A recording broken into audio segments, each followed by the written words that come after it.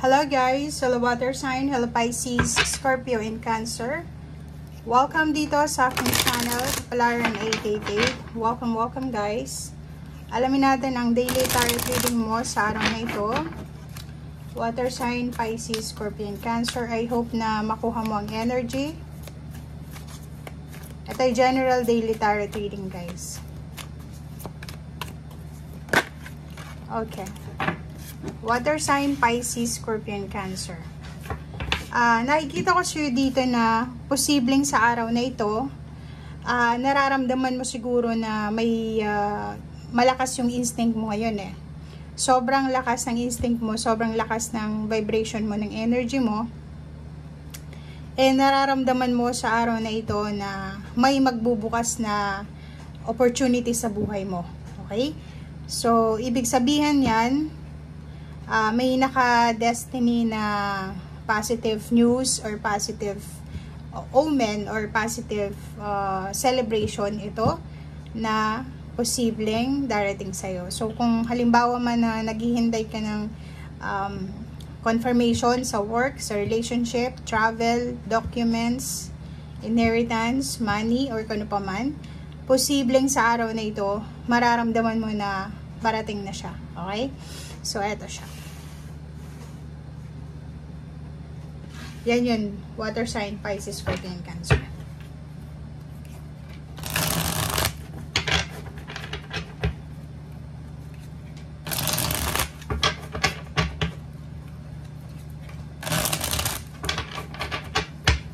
Okay, tingnan natin kung ano pa ang posibleng mensahe.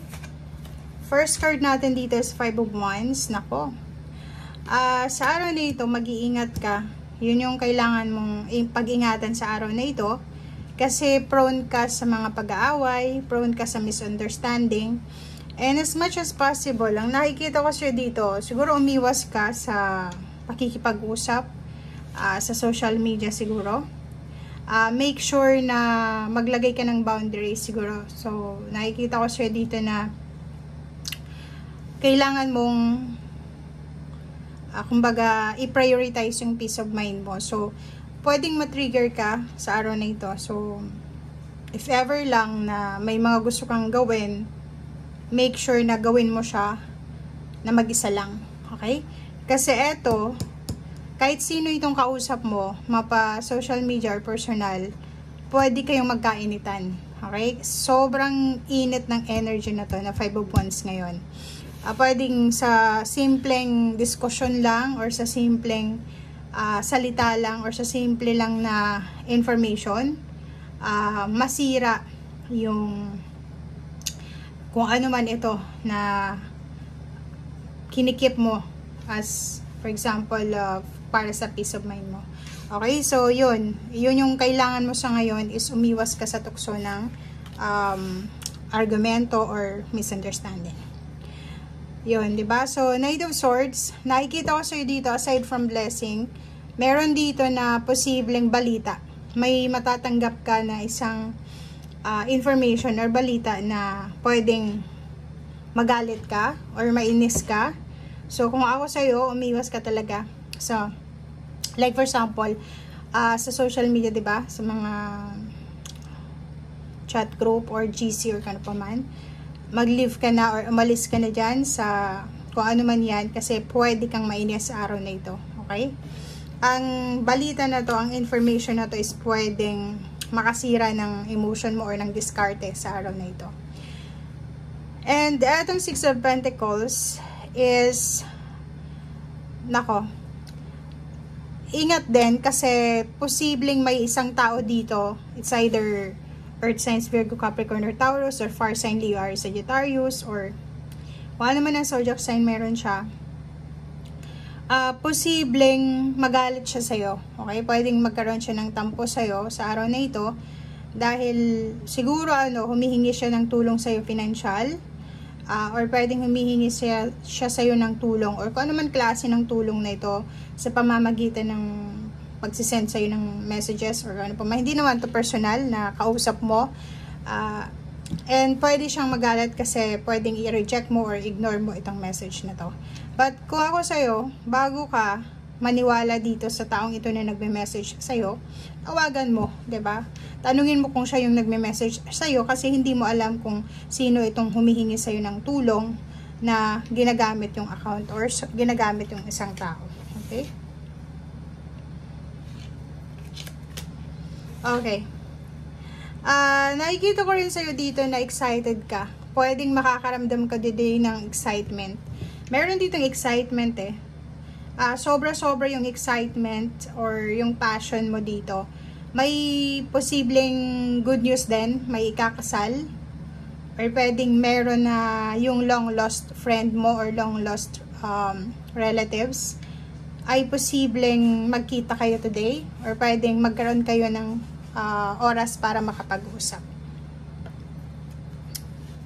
Okay, so the lover, so pwedeng relationship. So nakikita natin dito na may mag-asawa, magkarelasyon, or kung sino man silang nasa committed relationship. Isang napakagandang balita ito sa araw na ito na posibleng isi-celebrate nila. So, from Three of Swords, like for example, from heartaches, posibleng mapalitan to ng celebration or kano pa man. Nine of Wands, yung iba din sa inyo dito is kailangan mag-ingat kasi kung nasaan ka man, kung nasa Asian countries ka, kung sobrang mainit yan sa lugar mo, mag-iingat ka kasi makakaramdam ka ng sobrang exhaustion, sobrang init, sobrang pagod, sobrang sama ng pakiramdam. So, kailangan mong magpahinga sa araw na ito.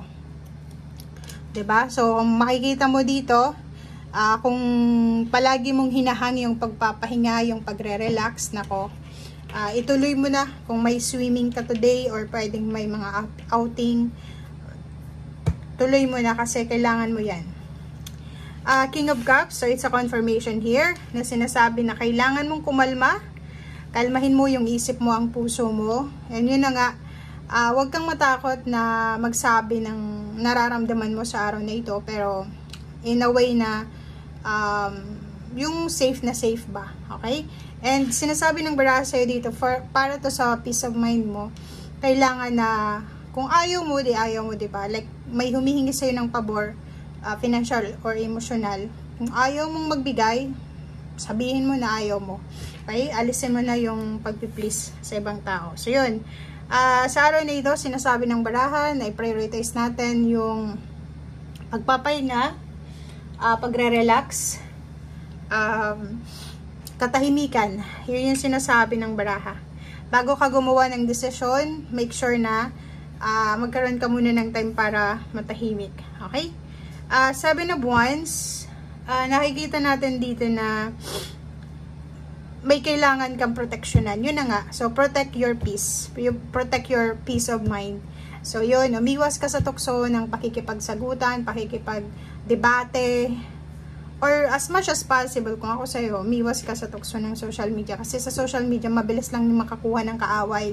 Diba? Kung browse ka ng browse, scroll ka ng scroll, maiinis ka sa mga posts, sa mga messages, or lalo na sa chat, mabilis magalit, mabilis ma-trigger yung emotion mo. So, kailangan mong umiwas. And mag-focus ka lang sa positive side or sa positive na kung anong nararamdaman mo sa araw nito, or huwag kang masyadong mag-dwell doon sa mga negative people na to or sa mga negative situation. Kailangan mong mag-decide kasi may choice ka naman diba? If gusto mong tahimik na buhay, doon tayo sa tahimik. If gusto mo ng magulong buhay, doon tayo sa magulo. And as much as possible, may mga tao na pilit kang dinadrag doon sa maingay na buhay. Ito yung pwedeng parang sinasabi ng baraha na madadala ka talaga. So, as much as possible, or make sure na umiwas ka. Okay?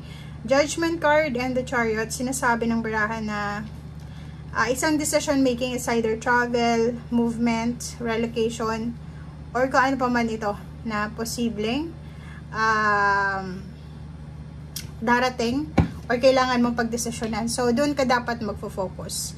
Nakikita ko sa'yo dito, isang decision making ang kailangan mong gawin para mag-progress sa buhay. So, marami kang hinahang marami kang procrastination, marami kang iniisip na parang mga kung ano-ano na what if, nahihirapan ka siguro na gawin ko ano yung tama kasi nagpo-procrastinate ka eh, 'di ba? Nag-overthink ka, nag-overanalyze ka ng situation. So ngayon, sinasabi ng bara sa'yo na yun na nga, be positive and doon tayo mag-focus sa positive, okay? So thank you guys and see you again. Bye!